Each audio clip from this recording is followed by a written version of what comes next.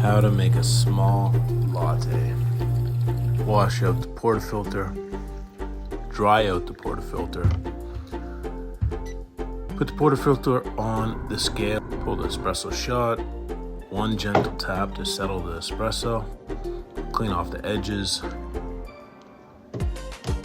Tamp 3 times, each time spinning in between. Lock that in. Pull the shot. Stir the espresso. Pour some full fat milk.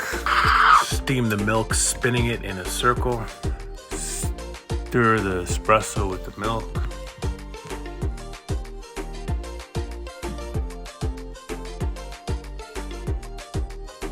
Pour a little circle, wiggle as you do so.